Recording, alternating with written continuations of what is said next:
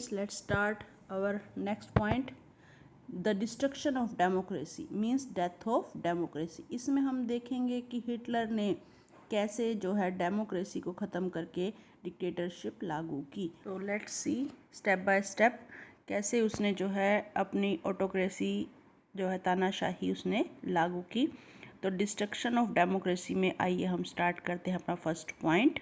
तो हम देखते हैं, हमें पता है कि कैसे हिटलर की पर्सनैलिटी, हिटलर की एक जो है आउटलुक का प्रयोग करते हुए, उसकी स्पीकिंग पावर का प्रयोग करते हुए नाजी पार्टी ने उसे एक मसीहा सर्वाइवर जो है प्रस्तुत किया।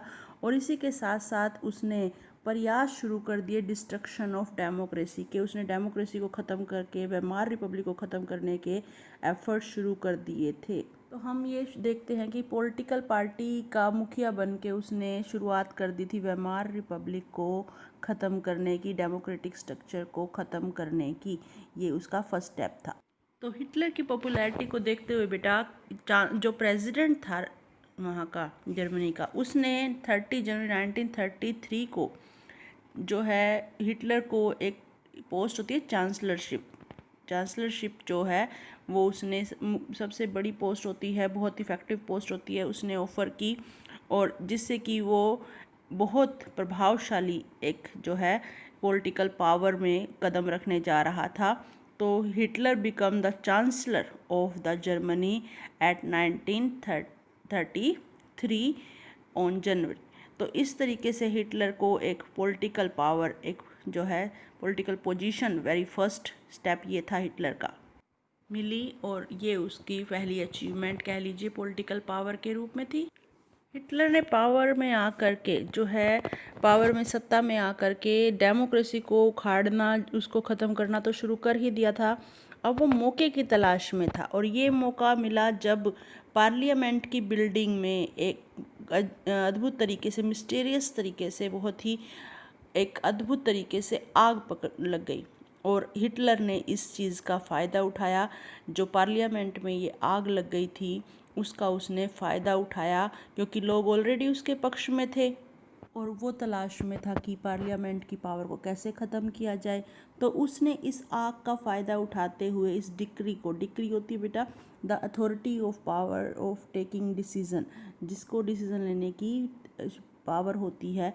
तो पार्लियामेंट थी उस समय ये डिक्री, तो उसने उस रिश्ते को, उस पार्लियामेंट को ख़त्म करने के लिए मौका ढूंढ लिया और पहली बार उसने जो है इस आग का फ़ायदा उठाते हुए इस पार्लियामेंट को डिसमेंटल कर दिया। तो अब उसको मौका मिल गया इस आग का फ़ायदा उठाते हुए, लोगों के सपोर्ट का फ़ायदा उठाते हुए। उसने आते ही वेमार कॉन्स्टिट्यूशन में जो right to freedom, right to speech, ये जो राइट्स थे लोगों को, वो उसने ख़त्म कर दिए, सस्पेंड कर दिए ये फेरिफ। और इस तरीके से हिटलर की पावर बढ़ने लगी, हिटलर पावरफुल होता गया।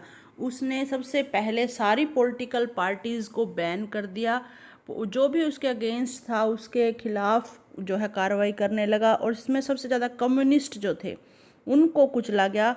1440 जो है वो ना कम्युनिस्ट पार्टी के, बेटा देखिए अब कम्युनिस्ट पार्टी के केवल लोग मारे गए थे। नेक्स्ट फिर उसने क्या किया कि 3 मार्च को जब उसने देखा कि अब उसके खिलाफ कोई बोलने वाला नहीं रहा, तो उसने एक एक्ट पास किया, अनेबलिंग एक्ट। और इस अनेबलिंग एक्ट में उसने पूरी तरह से अपनी डिक्टेटरशिप जमा दी, पूरी तरह से डिक्टेटरशिप को लागू कर दिया। और जो है आर्मी, मीडिया, इकोनॉमी, जुडिशरी सब स्टेट्स पर कंट्रोल कर लिया। और इस एक्ट से उसने पार्लियामेंट को बिल्कुल ही साइडलाइन कर दिया, ख़त्म कर दिया, आप देख सकते हैं। अब क्या था, अब उसने स्पेशल सर्विलेंस सुपरविज़न के लिए सिक्योरिटी फोर्स बनाई, जो कि उसके नाजी विचारों के हिसाब से, नाजी पार्टी के हिसाब से सोसाइटी को देखेगी, जिसमें कि गेस्टेपोज, एसएस, जिसे कि द प्रोटेक्शन स्क्वाड कहा गया, क्रिमिनल पुलिस अलग, सिक्योरिटी पुलिस अलग, डिफरेंट टाइप की उन्होंने पुलिस की सिक्योरिटी की फॉर्म बना दी, जिससे कि पुलिस इतनी पावरफुल हो गई कि लोगों को बिना किसी लीगल प्रोसीजर के पकड़कर चैम्बर्स, टॉर्चर चैम्बर्स बाकायदा जहाँ टॉर्चर किया जाता था में डाल दिया जाता था।